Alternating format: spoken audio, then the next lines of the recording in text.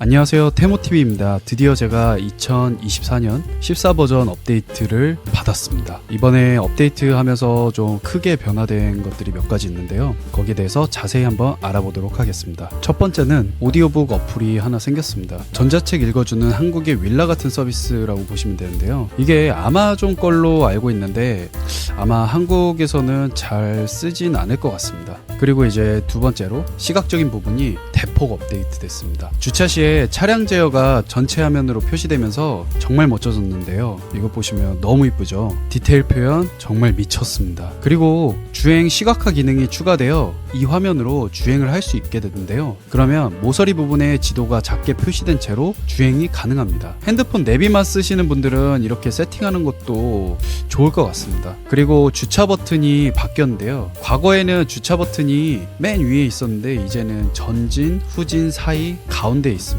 과거에는 이걸 일부러 맨 위로 빼놓은 것 같은 느낌이었는데 뭔가 운전자 입장에서는 가운데 주차 버튼 있는 게 더 직관적이라고 느껴졌어요. 가운데 버튼을 꾹 눌러서 정지하는 방법과 브레이크 패드를 밟고 가운데 버튼을 탭하는 방법 두 가지가 있습니다. 그리고 중립 버튼은 이제 컨트롤 카테고리에서 여기 보시면 중립 버튼이 들어가 있어서 중립이 필요하시면 이렇게 사용을 하시면 될 것 같습니다. 또 하나는 속도 숫자 크기, 그리고 파워미터 위치도 바뀌었습니다. 과거에는 파워미터 바가 위쪽에 있었는데 그게 왼쪽으로 가면서 속도 숫자 표시가 더 커졌는데요, 이런 세심한 디테일 진짜 참 칭찬합니다. 또 다른 미친 기능으로 이제 과거에는 주변 차들의 브레이크 등이 안 보였거든요. 근데 이번에 업데이트로 브레이크 등이 보입니다. 보다시피 주변 브레이크 등이 보여요. 심지어 깜빡이도 표시가 되더라니까요. 지금 앞에 차가 깜빡이를 넣고 있잖아요. 그럼 이렇게 여기 화면에 깜빡이 표시가 됩니다.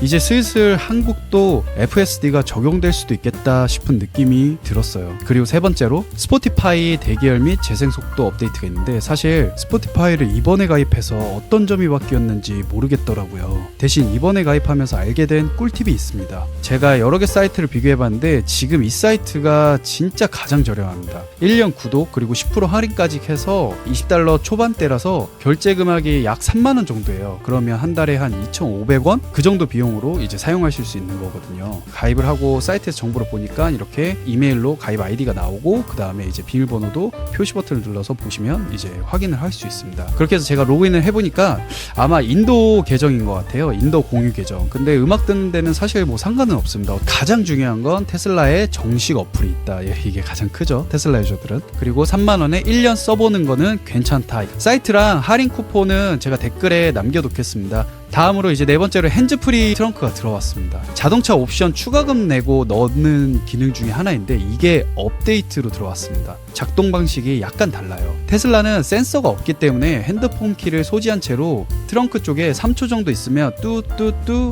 울리고 트렁크가 열립니다. 이런 걸 그냥 업데이트로 넣어주다니 너무 좋죠. 트렁크 업데이트 됐어. 이게 테슬라 됐어?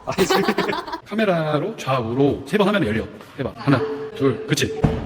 다섯 번째로 감시 모드 녹화 영상 미리 보기가 생겼어요. 감시 모드를 켜놓고 이벤트 발생 시에 즉시 핸드폰으로 볼 수가 있다고 하네요. 이렇게 핸드폰에서 바로 볼 수가 있게 되는 것 같습니다. 이것도 프리미엄 커넥티비티를 이용해야지 된다는 사실. 그리고 이제 여섯 번째로 내비게이션 부분에서 크게 세 가지가 추가됐습니다. 경고음 드디어 생겼고요, 평균 속도 단속 구간이 생겼습니다. 평균 속도 단속 구간은 구간 종료 시점까지 남은 거리가 나타나게 됩니다. 주행 진행률 표시도 생겼습니다.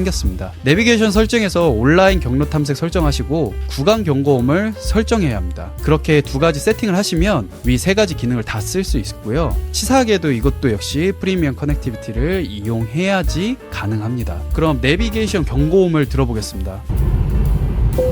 좌회전입니다.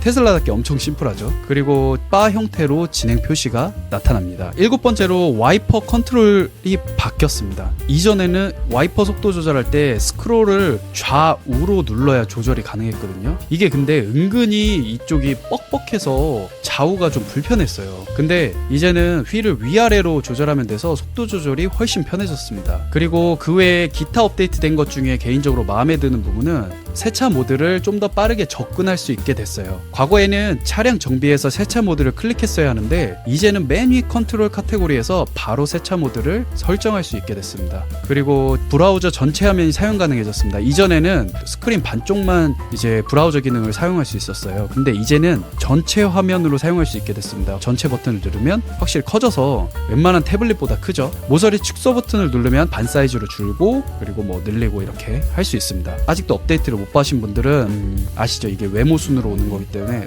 파이팅! 그럼 다음에 또 다른 업데이트가 있으면 이렇게 한번 정리해 보도록 하겠습니다. Let's go.